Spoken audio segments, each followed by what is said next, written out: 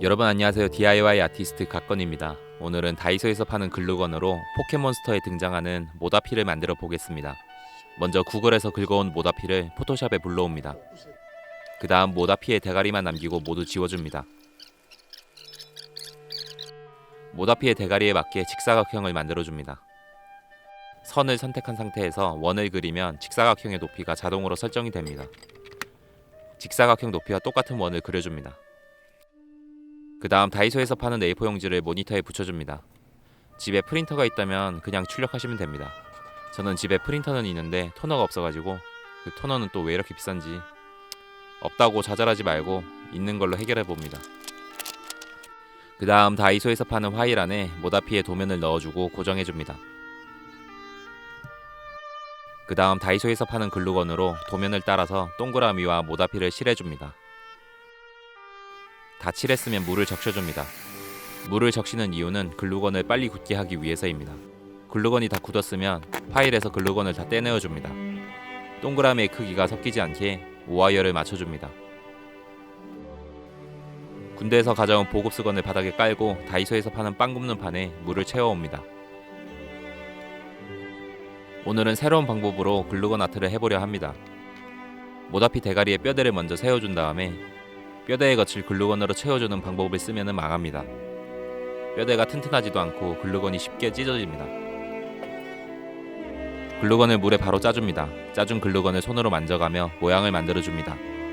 모다피의 정수리를 만들어줍니다. 정수리를 다 만들었으면 글루건을 모다피 정수리에 둘레 정도로 짜준 다음 모다피 정수리에 둘러 붙여줍니다. 글루건이 완전히 굳기 전에 모양을 잡아줍니다. 그 다음 늘 하던 대로 글루건을 짜주고 물에 넣어주고 붙여주고 닦아주고를 반복해서 모다피의 대갈통을 만들어줍니다. 역시 늘 하던 대로 하는 게 최고입니다. 하지만 새로운 도전을 하는 것은 언제나 필요합니다.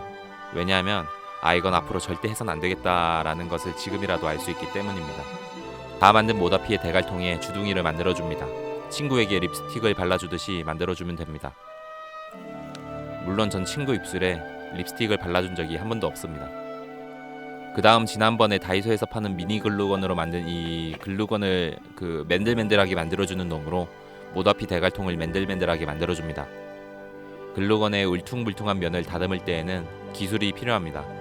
화면에 보이는 것처럼 푹 파인 부분은 아까 만든 모다피 대갈통의 뼈대나 글루건의 똥을 납땜을 하듯이 채워줍니다. 들어간 부분은 글루건으로 채워주고 튀어나온 부분은 녹여서 군대에서 텐트 칠 때 바닥을 평탄화하듯 표면을 평탄화하는 작업을 거칩니다. 글루건 아트를 할 때 이 작업이 가장 오래 걸립니다. 또한 이 작업을 막상 한다고 해도 글루건이 워낙 투명하기 때문에 제대로 다듬어졌는지 파인 곳은 없는지 쉽게 분간할 수 없습니다.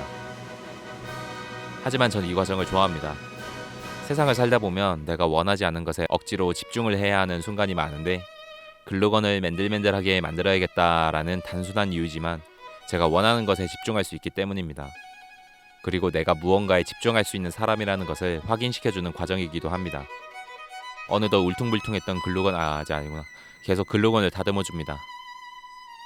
제가 말했죠? 오래 걸린다고.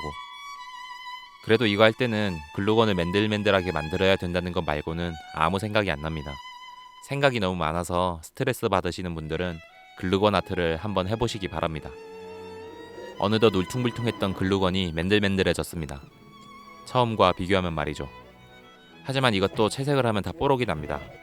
다이소에서 파는 노란색 아크릴 물감을 짜준 다음에 모다피 대가리에 발라줍니다. 아크릴 물감은 어디에나 채색이 잘 되지만 글루건 표면의 특성상 진하게 발리지는 않기 때문에 처음엔 얇게만 펴발라줍니다. 아크릴 물감이 마를 동안 모다피의 몸통을 만들어줍니다. 글루건을 넓직하게 2덩이 정도 물에 짜줍니다. 그 다음 손으로 꾹꾹 눌러서 모다피의 나뭇잎 두께와 넓이를 대충 만들어줍니다. 이 정도 넓이로 만들어준 다음에 다이소에서 파는 가위로 나뭇잎 모양을 만들어줍니다. 그 다음 글루건을 맨들맨들하게 만들어주는 도구로 맨들맨들하게 만들어줍니다. 다이소에서 파는 아크릴 물감에 풀색이 있길래 짜봤는데 어느 나라 풀색인지 모르겠습니다. 흰색을 섞어서 나뭇잎을 만들어주려는데 제가 원했던 색이 아니라 당황했지만 어차피 덧칠을 한 번 더 해줘야 하기 때문에 그냥 펴발랐습니다. 그 다음 모다피의 줄기를 만들어주기 위해 다이소에서 파는 글루건을 있는 힘껏 짜주었습니다. 줄기를 만들면서 여기에 모다피 대가리가 붙으면 절대 서있지 못할 것 같은데 모다피는 어떻게 걸어다닐까라는 생각을 했습니다. 보기와는 다르게 모다피의 다리 힘이 장난이 아닌 것 같습니다. 역시 보이는 것만으로 판단을 하면 안 됩니다. 그 다음 모다피의 뿌리를 만들기 위해 글루건을 물에 바로 짠 다음 끊어지지는 않을 정도의 힘으로 조금씩 잡아당기면서 늘려줍니다. 그 다음 이 뿌리를 모다피의 발에 붙여줍니다. 이렇게 작고 얇은 부분을 만들 땐 글루스틱이 금방 녹아서 형체가 붕괴되니 신중하게 작업을 해줘야 합니다.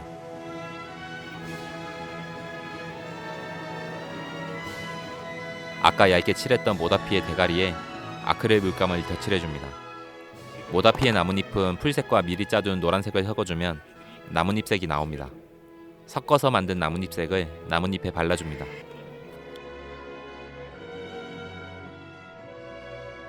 그 다음 나뭇잎색에 풀색을 다시 한번 섞어주면 뭔가 모다피 줄기 같은 색이 나옵니다. 모다피 줄기 같은 색을 모다피 줄기에 발라줍니다. 흰색과 다홍색을 섞으면 모다피의 입술 같은 색이 나옵니다. 모다피의 입술 같은 색을 모다피의 입술에 발라줍니다. 그 다음 검정색 물감을 붓에 바로 짠 다음에 모다피의 입안에 발라줍니다. 어차피 모다피 입안은 잘 보이지 않기 때문에 여러분을 띠껍게 하는 존재의 입안에 알보칠을 발라주듯 발라줍니다. 채색이 다 끝났으면 토막난 모다피의 조각들을 모아 모다피의 그림을 보면서 글루건으로 붙여줍니다. 펜으로 모다피의 눈 위치를 잡아주고 검정색 물감으로 눈 위치에 눈을 그려줍니다. 실수해도 덧칠을 하면 됩니다. 마지막으로 흰색 물감으로 모다피의 동공을 표현해주면 다이소에서 파는 글루건으로 만든 모다피